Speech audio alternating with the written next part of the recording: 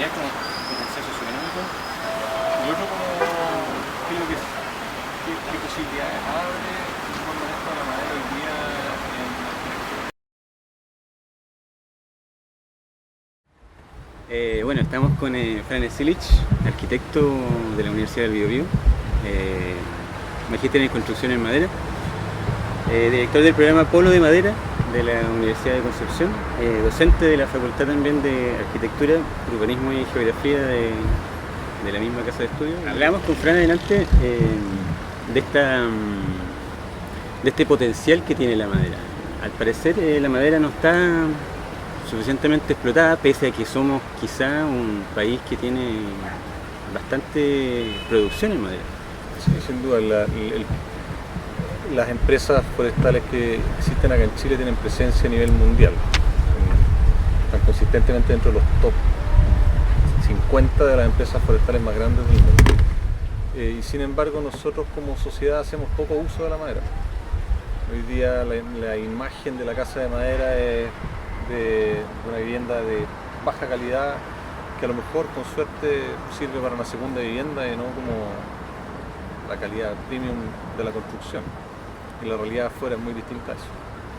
Como se piensa un poco como más en la casa en la playa de madera, pero exactamente. La casa, digamos, en la ciudad es de otro material. Sí, efectivamente. La vivienda aspiracional es más bien de hormigón. Yo recuerdo, por ejemplo, un profesor en la Escuela de Diseño Industrial que nos decía, mientras nosotros estábamos pensando en embarcaciones de fibras de vidrio y ese tipo de materiales, él nos decía, no, las mejores embarcaciones son las de madera, nos decía. Entonces, claro, uno suele pensar que la madera es un poco un material de inferior calidad, quizás. La verdad es que va a sonar un poco duro, pero no es la madera el problema. El problema somos nosotros. Claro que sí. Así, en el fondo, hay que saber trabajarla. Yo siempre he dicho que la gran debilidad de la madera es que es muy sensible a los malos tratos. Si la tratan mal, el producto va a ser malo. Principalmente porque es altamente trabajable. Es un material que su relación peso-resistencia es muy alta, incluso mejor que el acero muchas veces, o que el hormigón. Y es altamente trabajable, es blanda. O sea, si piensas, por ejemplo, en maquinar una pieza de acero, necesitas una máquina demasiado rígida, demasiado dura para poder hacerle fuerza al acero. En cambio la madera es blanda. Por lo tanto, eso te permite trabajar con máquinas con mayores grados de libertad, con mayores cantidad de uniones y de ejes, en el fondo de articulaciones, lo que te permite mayores grados de libertad y por lo tanto mayor exploración, mayores posibilidades formales. Y la madera se está viendo en el fondo hoy día, dadas las capacidades de diseño algorítmico y de fabricación digital, se ve que la madera es superior a los otros materiales para casos como por ejemplo el edificio del Pompidou Metz o el Metropol Parasol. Metropol Parasol, por ejemplo, estuvo varios años en Arup tratando de ver con qué material hacerlo y finalmente fue en madera el único material posible. Claro, y comparada con el acero, me imagino que las máquinas que uno necesita para la madera son más baratas también, por el hecho de ser más pequeñas, sí, y todo eso. Sí, son más baratas o son más versátiles, son más flexibles en el fondo en su capacidad, en su grado de libertad, en sus movimientos. Sí, hoy día ya encuentras planos en internet de cómo fabricar una CNC de 3 ejes fácilmente. No es nada muy sofisticado y con eso ya por lo menos puedes llegar a un dimensionamiento de paneles sin ningún problema con paneles de madera. Sí. Esas tecnologías ya son casi de libre disposición.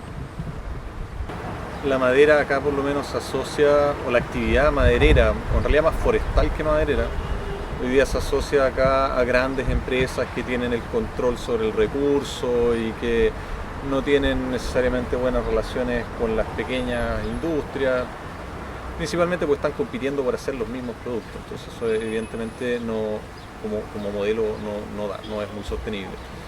Pero si seguimos avanzando en el grado de elaboración, en el fondo, seguir agregando valor y pasar de esa producción primaria o esa transformación primaria a un procesamiento secundario, en el fondo que empieza y agarra la madera cerrada y con la madera cerrada hace algo, o con los tableros hace algo, o con la pulpa, entonces podemos seguir agregando valor y esa actividad es propia de nichos más pequeños, en el fondo, en los cuales son productos más específicos y que no es de interés de las grandes industrias.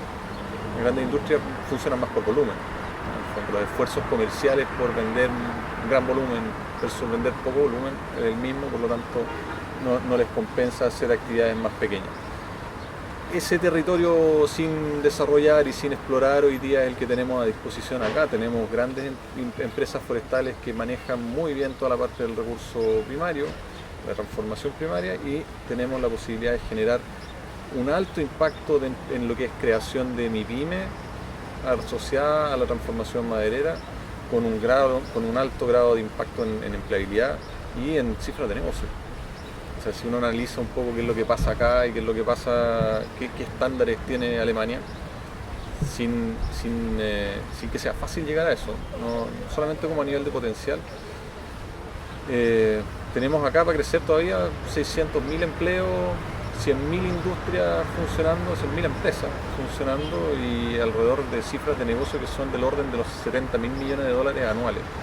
Por lo tanto, las diferencias son brutales. Entonces la cosa, digamos que iría como por una... por tres caminos, Sí, digamos, sí. Y las necesidades de acción son súper amplias. O sea, necesitamos modificar normativa, por ejemplo.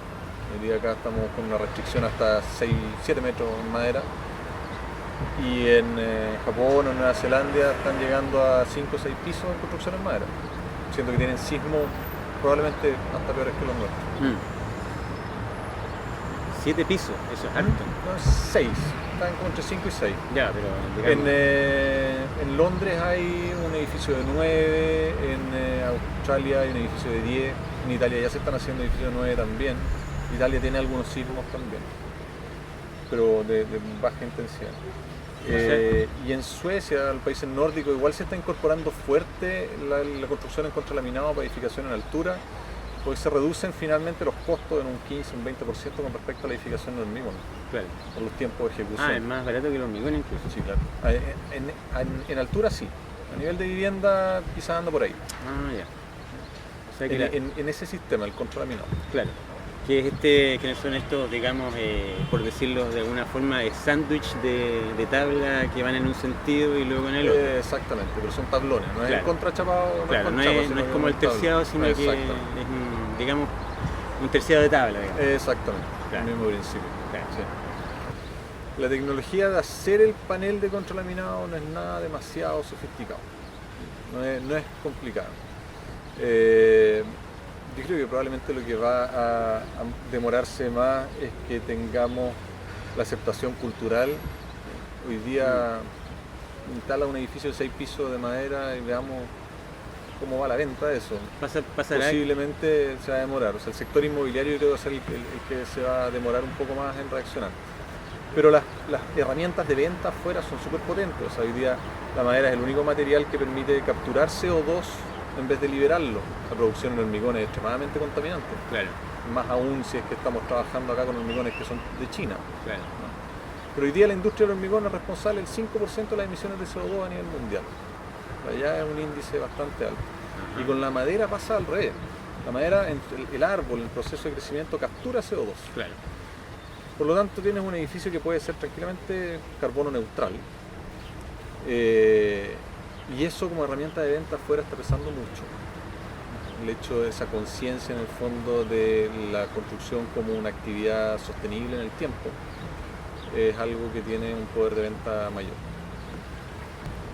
Como director del programa Polo Madera, ¿cómo ves tú, digamos, las políticas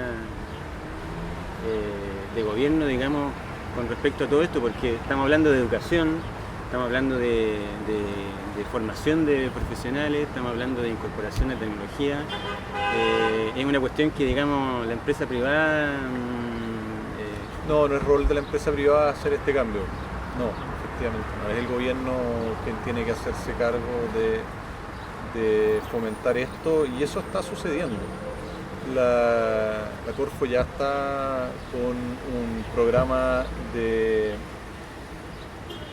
estratégico para fomentar la industria secundaria de la madera en las regiones del Maule, Biobío, Araucanía y Los Ríos. Y eso durante La zona los madera, próximos... digamos. Exactamente. Y eso implica efectivamente detectar cuáles son las brechas que hoy día hacen que la madera no sea competitiva en el mercado, plantear un programa de acción y luego solucionarlo, o sea, luego finalmente atacarlo en una etapa de implementación. Esa etapa de implementación debiera llegar entre mediados y fines del próximo año. Ah, pronto. Ya. Claro. Hoy día estamos en la región, o sea, esta es la región más forestal de Chile. Acá, La octava. Acá el 50% de las plantaciones forestales son acá. Y algo así como casi el 60%, 57% por ahí, de la transformación de rollizo, de trozos, digamos, para uso industrial son acá en esta región. Sin embargo, estamos con un desempleo el más alto de Chile. Y eso que el año pasado se fue el 3% de la fuerza laboral. Se fue. Se está yendo la gente, ya ni siquiera intenta buscar. Cae, digamos, esa curva de gente que intenta buscar empleo acá. Ajá. Entonces, evidentemente, esa fuerte actividad forestal no se condice con el bienestar socioeconómico. Hay algo que está pasando ahí. Entonces, eso hay que revertirlo. Tenemos el potencial, tenemos el bosque acá, no a disposición nuestra, pero está el recurso en el fondo. Y es necesario que la sociedad completa entienda que es un beneficio para todos.